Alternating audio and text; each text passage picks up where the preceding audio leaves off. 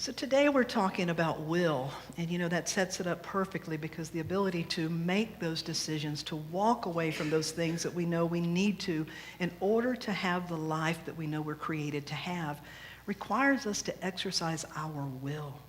How many of you have had at least some kind of willpower challenge in the last week?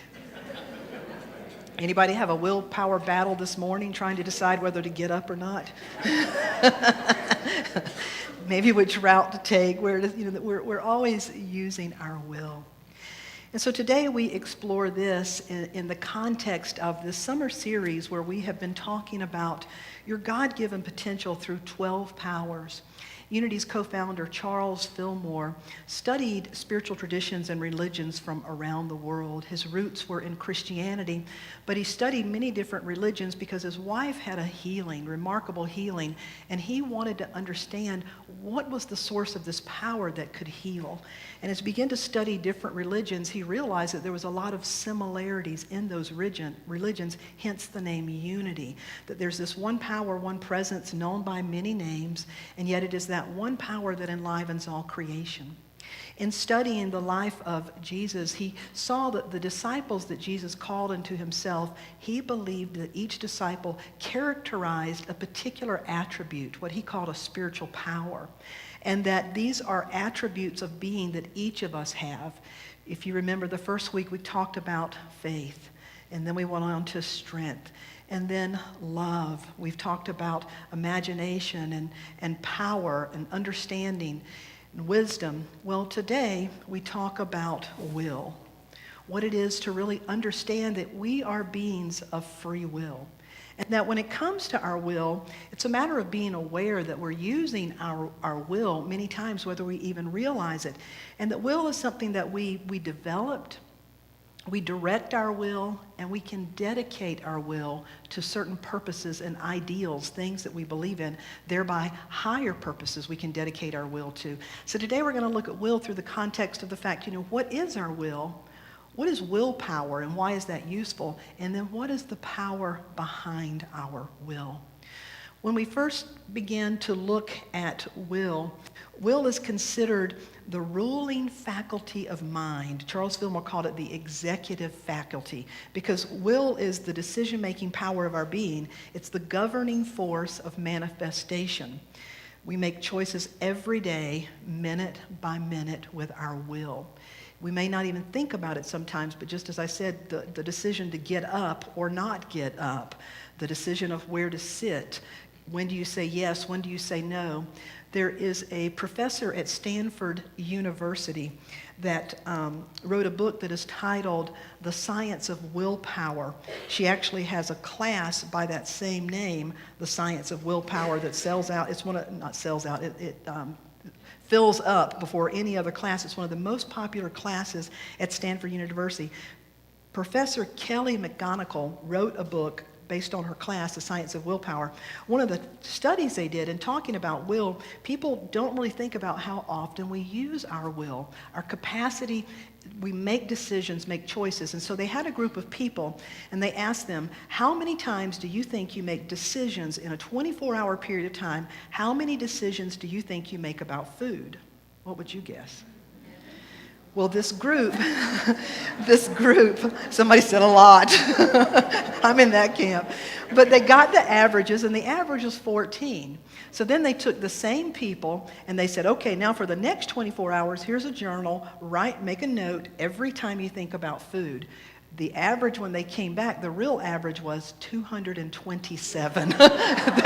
It's very high. That we don't even, there's things that just sort of run in the back of our mind, just run subconsciously. We don't even think about the fact that we're using our will.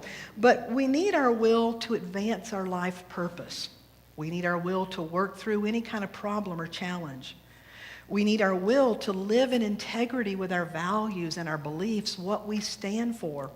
And we need our will to follow through on activities and commitments, the things that matter to us. It says you'll never have greater or lesser dominion than over your own free will. Over your own free will. And I think that's one of the first lessons about will.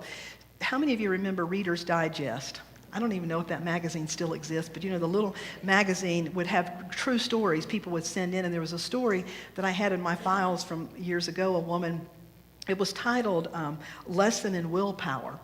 And she said that the woman had been a smoker for years, and she was very happy because she used her willpower to quit smoking. But her husband was also a smoker. So then she began to try to use her willpower to get him to quit smoking. And so she started just nagging him. So every time he'd light up a cigarette, she'd follow him around and say, smoke, smoke, smoke. You're killing yourself. You're killing me. You're killing the children. You're killing the dog. You're killing the cats. The curtains stink. Smoke, smoke, smoke. Constantly just following around. Smoke, smoke, smoke. It's bad for you. You're killing yourself. He was at his wit's end, and so finally he sat down one night and poured himself a cocktail and lit up a cigarette. And now she says, now you're smoking and drinking. What are you doing? What's it coming to? He said, yes, and if you don't stop nagging me, pretty soon you and I are both going to be free to start dating again. And so her point in the thing she said, I used my willpower to stop smoking, but I learned a great lesson. You cannot exercise your will over someone else's life. So I think that's one of the greatest lessons about willpower, is to learn that we all have a will, but it is our will, and to know that. And so a person with little willpower will give in easily. Wishy-washy, can't make up your mind, or under the slightest influence or bit of pressure or criticism, you collapse. And some of us have great willpower in certain areas of our life and weak willpower in other areas of our life. Are you aware of that?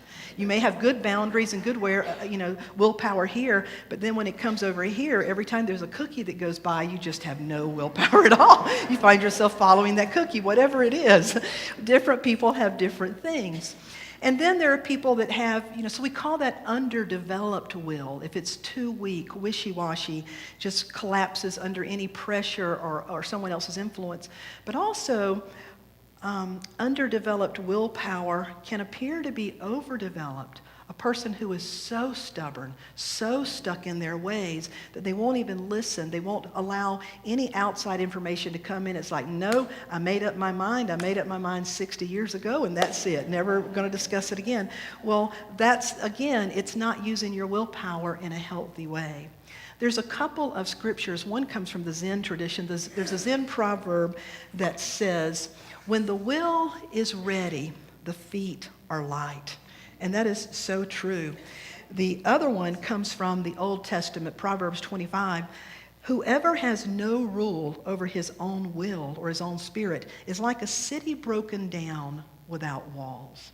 And so we realize that we have a will, and our capacity to exercise our will is where our power comes from. How many of you remember Viktor Frankl, one of his many books, Man's Search for Meaning? He was a Holocaust survivor. Over 3 years, he was in many different concentration camps. He lost his family, was tortured beyond imagination. But he came out of that to be a successful doctor, professor. He wrote many, many books. And one of the things that he wrote, he said, everything can be taken from a man but one thing, the last of the human freedoms, and that is to choose one's attitude in any given set of circumstances, to choose one's own way. You see, that's your will, to be able to choose your own way. No matter what happens, someone may break your will almost, but they can never break your spirit. And as long as they're spirit, you still have that sense of will. And so our goal is, first of all, to begin to realize that we have a will, and our will is always developing. We're developing our will. Young children, how many of you have been around a 2-year-old and their favorite word is no or mine? Well, it's because they're developing their will. And then between the ages of 4 and 6 is when they really start to realize they have some capacity to self-regulate. If mom says, do not eat a cookie, but then what if mom's not in the kitchen and the cookies are still on the counter? So that child eventually reaches a point, just because mom doesn't see me, I still won't eat a cookie because I'm not supposed to. And so children the will has to be developed, but hopefully you develop and discipline the will without breaking the spirit of the child. A child can go into a restaurant or the mall And if they're, still developing their will, they may have a flat-out temper tantrum and fall on the floor and kick and scream. And all of us just walk by and say, God bless those parents. But if you ever see an adult on the floor of a restaurant or a mall kicking and springing, we say, they need to be locked up. So we assume that somewhere along the line, we're going to get some self-discipline and be able to regulate. Well, it all comes through the will and being able to do this. So understanding that we have a will. The same professor, Kelly, wrote, even in the Stone Ages, the rules for how to win friends and influence people were likely the same as today. Cooperate when your neighbor needs shelter, share your dinner, even if you're still hungry, and think twice before saying, that loincloth makes you look fat. In other words, a little self-control, please. That's self-regulation, self-control is one of the first things we learn about our will. When I was tuning into this week, about will, I sat down and I write, and this is what came through. What is will? Your will is your sacred flame, the power to ignite action through choice. By will, you decide, determine, and set your course of action. Without will, you are powerless. Without free will, you are not your own. By will, you become your own creator, a conscious cooperator with the life force, God. You may will things for good or for evil. You have the power to say yes or no. You have choice, I will or I will not. And you have the consequences of your choices. Will is the instrument by which you are causative. You cause things to happen or not by your own will. Without will, you could not cause anything to happen. But with your will, you cause things you create by your intention, your choices, and your actions. Every individual comes into their own personal power by the use of their will. Your will is both your power and your servant. Your will empowers you and serves you to create and manifest as you so choose by your will. And so your will empowers and serves you. It's what allows us to set out on a course and do the things we choose to do. And so our wills can be empowering, or our wills can enslave us, that we can literally allow the choices of our will and what we create to bring us down instead of lifting us up. And so that brings us to look at, so if that's our will, then what is willpower? How do we understand willpower? Well, if you remember, every one of the 12 powers has a disciple that is linked to it. The disciple for will is Matthew. Matthew was the first disciple chosen. And as the story goes, the scriptures talk about Jesus teaching to the people. And often the crowds would gather so big that Jesus would either stand on the shore and teach the people, or sometimes he would be out on Peter's boat. And literally from the boat, he'd be teaching just piles and piles of people as he taught about the kingdom of God and the kingdom of heaven. The stuff that was just transformational for them to hear, very different from what they were hearing in the synagogues at that time. And at the time, Jesus noticed a particular man watching him. Well, the man was called Levi, or Matthew. It says, among these crowds of people, Jesus noticed one man standing who listened closely to every word. The man was named Levi, or Matthew. He was an officer of the government called a publican. It was his work to gather taxes which the Roman rulers had imposed upon the people. The Romans owned the land, and so the Hebrew people were basically enslaved to the Romans and had to pay high taxes. The Romans would often take advantage. It says everybody was called upon to pay money to the Romans, who were rulers of the land. The Hebrew people hated the Romans, who held the land under their power, and hated also these tax collectors, because the tax collectors were most often very selfish and unjust men. They would make people pay more than they should. They were robbing the poor and taking money for themselves. So here is this man who people despised. He was a tax collector, and Jesus sees him, and his words are, "Come, follow me." And the scripture says, and Matthew got up, left everything, and followed him. So the reason Matthew represents will is because in order to have been a tax collector, it would sort of be like being a politician today. If you're a politician today, you have to have strong skin. Would you not agree? You have to be able to stand up against others' opinions. You have to be very opinionated. You'd have to have a strong will. So it was with the tax collectors at the time. They had to be thick-skinned and strong-willed. And so to call this as the first disciple, Matthew, means that all of us have the capacity to change the direction of our will. The name changed from Levi to Matthew. Matthew means the gift of God. It's about coming into the right relationship with our will. It's about using our will for purposes beyond self-serving purposes, using our will for higher purposes. And so that's what Matthew went on to do. And each of us have the capacity to change the direction of our will. Realizing that we have willpower is something that, as I said, we grow into. In 1916, there were two brothers, Floyd and Glenn Cunningham. It was their job to go to the little schoolhouse every morning and light the kerosene heater. One morning as they arrived to light the kerosene heater, someone had mistakenly put gas in the kerosene can. And so when they started to light the heater, it exploded. Both of the boys were hurt. Floyd was killed in the accident, and Glenn was burned severely, the whole bottom half of his body. He almost died. The doctor said it was a miracle that he lived. He'd never walk again. But Glenn truly believed he could walk again. And as the story goes, it says that he would ask his mother to push him in his wheelchair over to the white picket fence they had, and he'd pull himself up, and he'd drag his little legs around that white fence post, they said, until it literally it wore out all the grass and drug a path around the white fence post. But little by little, he breathed life back into his legs. And in 1934, in Madison Square Garden, Dr. Glenn Cunningham ran the mile, and he broke the world's record. He ran the fastest mile in the world back in 1934.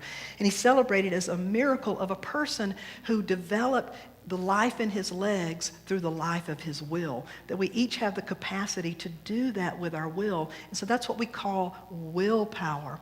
But have you ever noticed that it's sort of like you have two wills? How many of you have ever tried to diet? So part of you really wants to be healthy and fit and eat right. And then you go somewhere and somebody gives you cheesecake or chocolate cake. And has there ever been a time in your life where you didn't want that cake anymore? I mean, it's like you've got these two competing things going on inside of you. You really want to be healthy, but boy, do you really want to eat that cake at that moment. If you've struggled with an addiction or a bad habit, you really want to let that go to get your life together. You want to stop procrastinating. You want to do these things, but for some reason, there's another part of you that just seems to want something else. How many of you have noticed that and know that about yourself? Well, it's a part of who we are. Would you show the next scripture? Interestingly enough, in Romans, it speaks directly about this. It says, I do not understand what I do. For what I want to do, I do not do. But what I hate, I do. For I have the desire to do what is good, but I cannot carry it out. For I do not do the good I want to do. But the wrongdoing I do not want to do, this I keep doing. It's sort of like Flip Wilson's famous line, remember? The devil made me do it. And that's where people get caught up, and feel like, well, there's something that has a hold of me. Well, our desires are that strong. Science, this professor that I talked about at Stanford, neuroscientists are now beginning to study this, and science says it this way. It is as if we have one brain but two minds. We have a mind that acts on impulse and seeks immediate gratification, will always take the path of least resistance, always wants to be safe, always wants to avoid whatever's hard. We all have that mind. And we have another mind that controls our impulses, that can delay gratification, that wants to fulfill our long-term goals and wants to fulfill our highest potential. And so what a willpower challenge is when you are in the grips of those two competing selves or those two competing ideas. And so it's very helpful to realize it's okay. It's okay that a part of me really does want to let this go and do better things. And yet, at times, there's a part of me that still wants this. And so rather than shame yourself or guilt yourself or berate yourself, it's to grow yourself and walk with yourself. They talk about naming. It's like they said it's helpful to have a Cookie Monster self and you have a Fitbit self. You have a procrastinator self and you have a get it done self.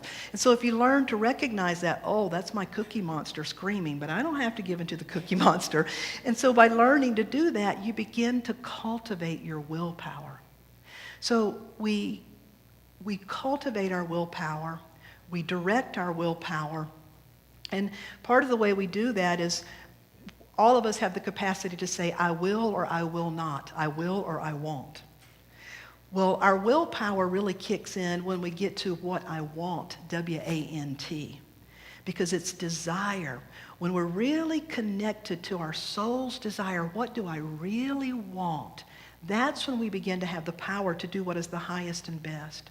How many of you have children? How many of you have ever let your child make a decision because you thought it was right for them, but you personally did not want to see them do that? Yeah. Maybe they went to a college you did not want them to go to. Maybe they didn't go to college and you wanted them to. Maybe they moved somewhere or had a relationship. You know, anyone that's been around children, you know at times that child, that especially adult child, believes it's right for them. And you love them so much that even if they're moving across the country or around the world, or they're doing something that's scary, you have to say, gosh, I wish you wouldn't do this, but I love you so much, I want you to do what's highest and best for you. So you see, when our love is aligned with wisdom, when our will is aligned with love and wisdom, that begins to give us the power, which is what we call, what is the power behind your will? Because if our will is only powered by our senses, our sense of self-gratification, we're not going to get very far. But if our will is empowered by higher ideals, all of the great people in the world who have accomplished great things align their will with ideals such as, I stand for peace, I stand for compassion, I stand for equity in all people, I stand for honoring the divine in all.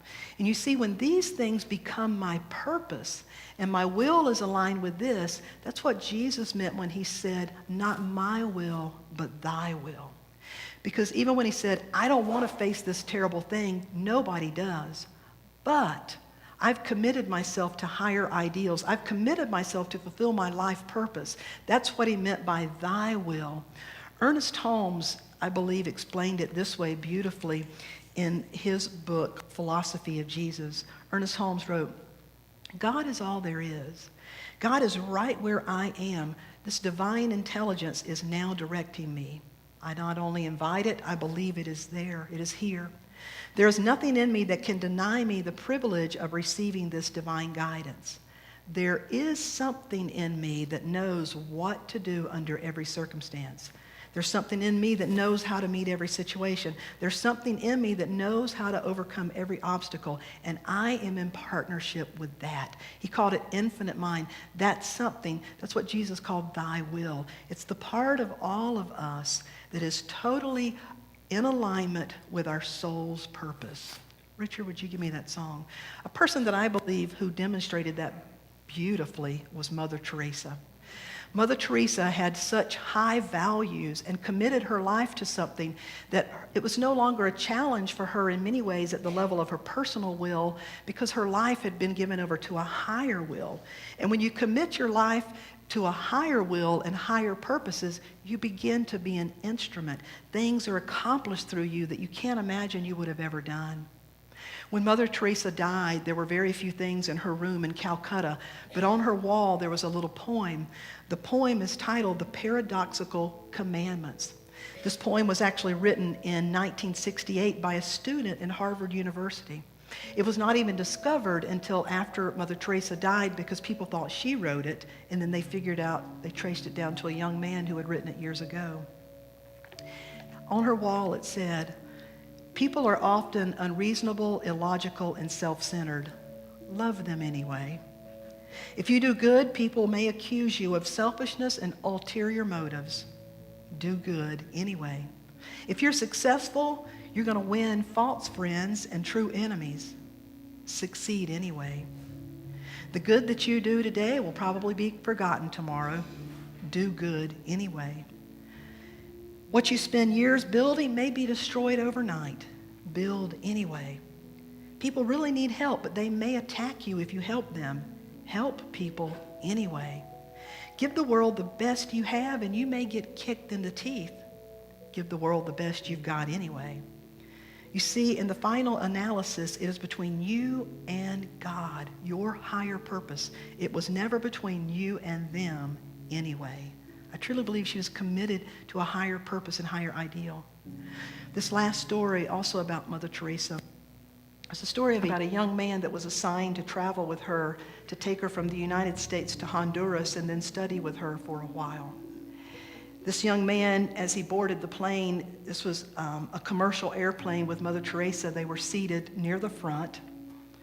And as they began to serve the meals, Mother Teresa asked the flight attendant, she said, "How much does that meal cost the airline?"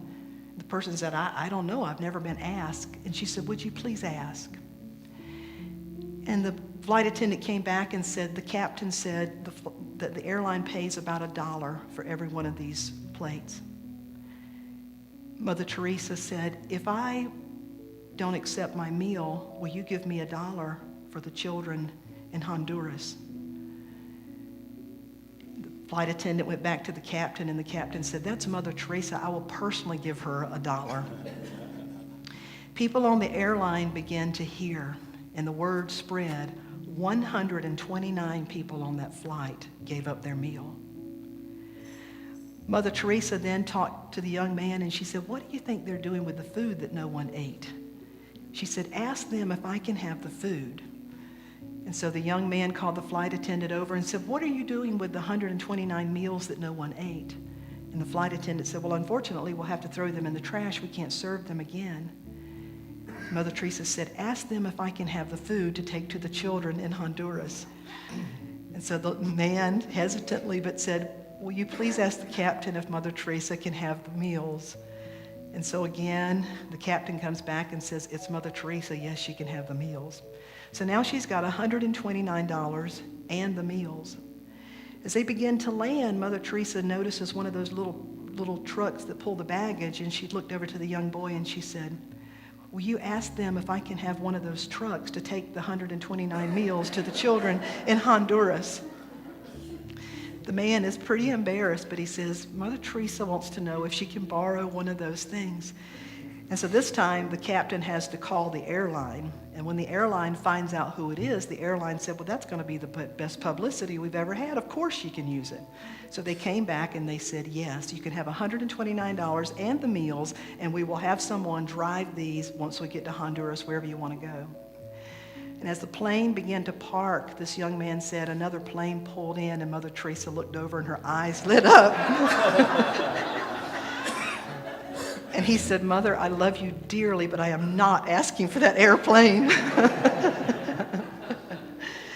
And I love that story because her will was so dedicated to a higher purpose that magic happened on that airplane, that many other people directed their will to a higher purpose. Well, I think if we look around our world right now, we could use some magic. That we're in dire need of people being able to move beyond the impulse, the selfish will, the little will, and to say, "I'm here for a sacred purpose. And let all that I do be for the highest and best of all. And let us make decisions and use our will to act at that level." Are you willing this week to be bold with your will? I'm going to lead us into a song that will take us into a time of meditation where we can anchor this idea of our will more deeply. Gentle Spirit, flow through me. Gentle Spirit, flow in me. Gentle Spirit, grow in me. Gentle Spirit, show in me. Gentle Spirit, know in me. We sing, gentle Spirit, flow in me. Gentle